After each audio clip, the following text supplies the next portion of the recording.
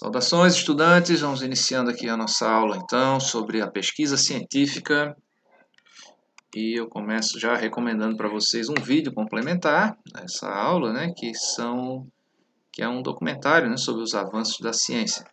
Sim, esse vídeo está disponível na nossa aula 5, né, aqui no nosso Google Sala de Aula, na aula. Então, fazer pesquisa é algo sobrenatural, é algo muito difícil, é algo que a gente nunca tenha feito, que na nossa vida a gente não consegue aplicar. Será que a gente nunca tentou pesquisar algo, né? É claro que a gente já fez alguns tipos de pesquisa, mas essa pesquisa aqui, para ser científica, ela tem que ter uma procura sistemática. Tá? Você tem que definir bem qual é a sua pergunta, quais são as suas questões, para daí você ter uma busca sistemática das respostas, né? Então, ela pode ser na área das ciências exatas, das naturais ou das ciências sociais. Essa investigação metódica da realidade gera respostas, né? E muitas vezes gera novas dúvidas, né? Que vão ser o ponto de partida para um novo ciclo de pesquisa, né? E é isso que a gente quer mesmo, né? Um ciclo de desenvolvimento humano do conhecimento. Tá? Então, as respostas de uma pesquisa podem ser as perguntas para outra pesquisa. Então, como é que a gente poderia classificar, né, os tipos de pesquisa, né? Então, a gente pode classificar quanto à natureza, como uma pesquisa básica ou aplicada, né, uma pesquisa de base ou de ponta, né, que a gente chama. Quanto aos objetivos também, ela pode ser simplesmente exploratória, pode ser também descritiva ou explicativa.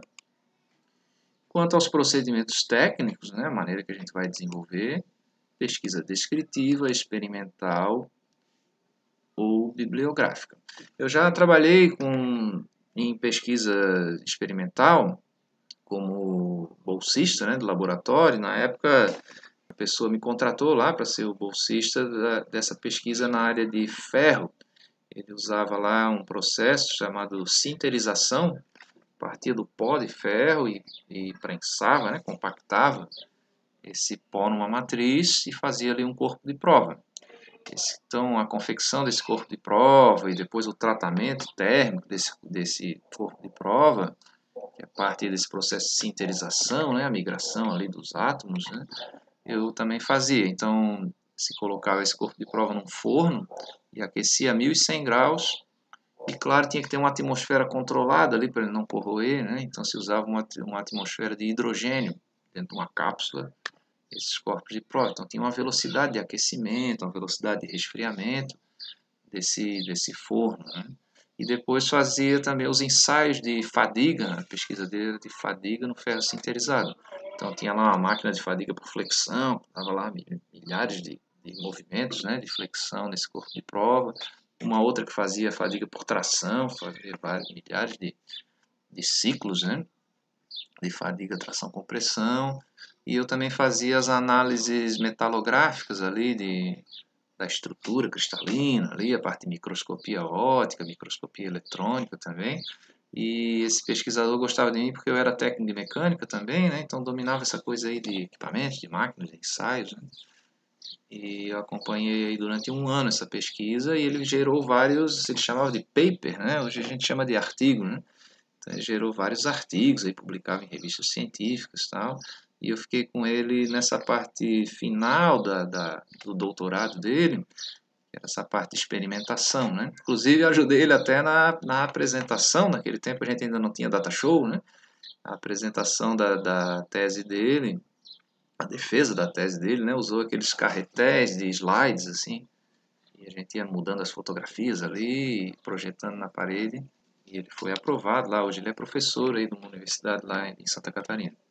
Então, outra questão aqui também, além dos procedimentos técnicos, é a forma de abordagem, que pode ser uma pesquisa quantitativa ou qualitativa, né? E quanto ao estudo, os estudos podem ser transversais, estudo de caso-controle ou estudo de coorte. Aqui não está escrito errado, não. Estudo de coorte, né? A gente vai ver cada um deles aí, como é que se faz, né? Quanto à natureza, pode ser básica ou aplicada, que a gente chama de pesquisa de base ou pesquisa de ponta, né? Sempre a pesquisa de base está trazendo novos conhecimentos, né, para o avanço da ciência pura. Tá? Então, essa básica a gente acaba chamando de ciência pura. E a aplicada é o que a gente chama de desenvolvimento de tecnologias, né? Então, a gente vai trabalhar lá na ponta mesmo da aplicação, do desenvolvimento de um conhecimento para uma aplicação de um problema específico. Lá onde eu estudei, né, na Universidade Federal de Santa Catarina, tinha um laboratório lá de pesquisa de ruído que trabalhava para a redução do nível de ruído do compressor da geladeira. Então, a empresa lá, né, Embraco Compressores, uma grande empresa, a maior empresa produtora de compressores para ar-condicionado, geladeira aí do mundo, né? Ela financiava lá essa pesquisa para diminuir 1 decibel o ruído da geladeira, né? Então, o objetivo ali também, além de conforto acústico, era a economia também de energia elétrica, né? Porque a geladeira consome bastante energia, né? E se a gente diminuir o ruído e a vibração, também estamos diminuindo o desperdício de energia, né? Então, se tinha lá uma pesquisa de ponta, né? nessa área do ruído, né? Quanto aos objetivos, então, exploratória ou descritiva. No caso da exploratória, eu vou ter que caracterizar um problema, né? E ela constitui normalmente a primeira fase de todas as pesquisas, né? E depois a descritiva vai ampliar generalizações, definir leis mais abrangentes, né? Estruturar modelos teóricos, relacionar e agrupar as hipóteses, né? E ainda, finalmente, né, dentro desse objetivo, pode ser simplesmente um objetivo explicativo. Investigar, comprovar ou rejeitar umas hipóteses sugeridas em modelos teóricos. Tá? De novo, pode ser aplicado nas ciências sociais, nas ciências biológicas, né? Nas ciências físicas também. Quanto ao procedimento técnico, como eu vou fazer essa pesquisa, né? Pesquisa descritiva, envolve um estudo detalhado ou de poucos objetos, de modo que permita o seu amplo detalhamento de conhecimento. A pesquisa experimental, como essa que falei para vocês, tem lá os corpos de prova, se faz vários ensaios, né? O desenvolvimento aí de vacinas também segue esses procedimentos experimentais, né? De eu comprovar o fenômeno ali, com práticas controladas aí de laboratório ou casos clínicos, né? Referente àquele fenômeno observado, né? E a gente estuda essa coisa da causa e efeito.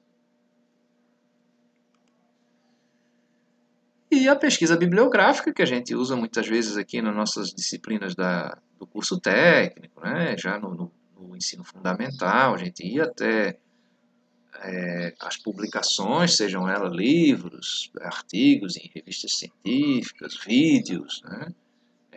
Documentos públicos, documentos oficiais, e garimpar isso, né? Tudo que se tem sobre aquele tema. Vasculhar todas as publicações daquele tema, que vai ser o alvo da minha pesquisa, e aí eu vou desenvolver em cima desse primeira busca bibliográfica, né?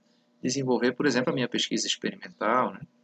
Quanto à forma de abordagem, eu posso ter uma pesquisa quantitativa, que vai realmente mensurar, né, variáveis, e aí se usa muito a estatística, né, as técnicas de estatística, ou qualitativa, que ela vai ter essa abordagem mais descritiva, né? Então, não precisa usar o método estatístico aí na pesquisa qualitativa. O estudo pode ser transversal ou um caso controle, né? Então, o estudo transversal ele vai pegar indivíduos de uma população com relação às suas características pessoais, as histórias de exposição, né? Os estudos de caso controle, né, vão envolver a seleção, né, de um grupo que tem uma característica de interesse. Tá? E aí a gente vai controlar com outro grupo que não possui essa característica. Por exemplo, aquela coisa da dieta do Mediterrâneo, né? Então a gente estuda aquela população daquela região que tem esse hábito alimentar e estuda uma população de uma outra região que não segue essa linha de alimentação e aí compara esses grupos, né, para ver se aquela variável que eu estou estudando realmente afeta, né? Por exemplo, a longevidade das pessoas, aquele estilo de vida, aquele estilo de alimentação. No caso do estudo de coorte, aqui está escrito certo, tá? Não é um erro de digitação, não. Ele vai recrutar um grande número de indivíduos, né? Para poder ter uma abrangência que não esteja limitada a condições, por exemplo, culturais, climáticas, situações genéticas, né? Então a gente testa, por exemplo, uma vacina, né? Um grande número de indivíduos de vários países, né? De várias culturas, de várias condições ali socioculturais, climáticas. Né? E aí a gente separa ali em dois grupos, né? E um grupo a gente aplica, por exemplo, a vacina, e no outro grupo a gente aplica um placebo, que é uma vacina que não é vacina. Tá? Por exemplo, ali um soro fisiológico, né? E as pessoas não sabem se tomaram vacina ou se tomaram placebo, né? E aí depois eu vou ver realmente se quem desenvolveu a imunidade, né? E aí eu posso testar se essa imunidade foi desenvolvida realmente por conta da vacina ou por conta de um outro fator natural, né? Agora, esses grupos têm que estar distribuídos na mesma região, com as mesmas condições, né? Eu não posso aplicar o placebo num país, por exemplo, e a vacina em outro país, né? A gente usa dois grupos das mesmas características, diferente lá do caso controle, né?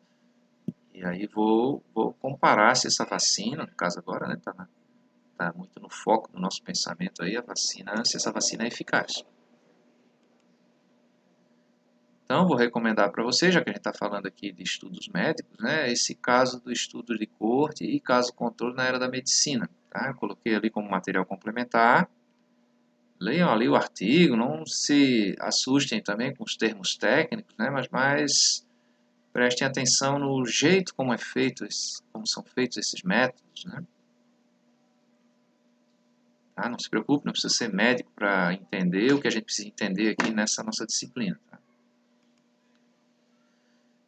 Quanto à metodologia, né, os procedimentos metodológicos, aí, a investigação é sempre sistemática. Tá? Não pode ser feita assim ao acaso, no improviso, não. Tá? Então, nesse caso que estava falando lá da pesquisa experimental, né, da fadiga do ferro sinterizado. Né? Então, está lá, vou pegar um grampo de roupa aqui para imitar o corpo de prova. Uma coisa parecida com isso, um pouco maior. Chama corpo de prova cotonete. Então você vai montar isso numa máquina e vai fletir várias vezes, né? Milhões de ciclos aqui, né? De flexão, né?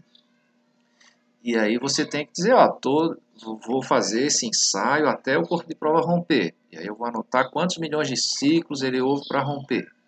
E aí vou levar no microscópio e ver que tipo de fratura foi essa. Né? Aonde que se originou essa fratura, tal, se rompeu realmente no local esperado. Então sempre uso da mesma maneira o ensaio, né?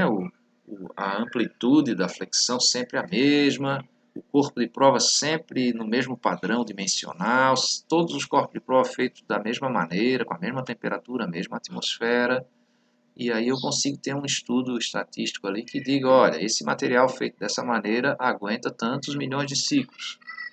Isso é a base, por exemplo, para eu desenvolver depois produtos. Imagine aí uma asa de um avião, né, que está lá balançando. Então, qual é a hora de eu trocar essa asa antes que ela rompa, né? Uma bucha de um rolamento de uma geladeira, né, do motor, por exemplo, quantos milhões, quantas de rotações ela vai aguentar. Então, eu tenho que ser metódico. E para finalizar, tem essa tabelinha aqui com todas essas informações da aula de hoje. Então, ó, quanto à natureza básica ou aplicada, né? Quanto às formas de abordagem ali quantitativa e qualitativa, quanto aos objetivos exploratória, descritiva e explicativa, e quanto aos procedimentos, aí vários procedimentos, né? Então vamos lá, deixa eu sair da frente aqui. Bibliográfica, né? Documental, experimental, levantamento, estudo de caso.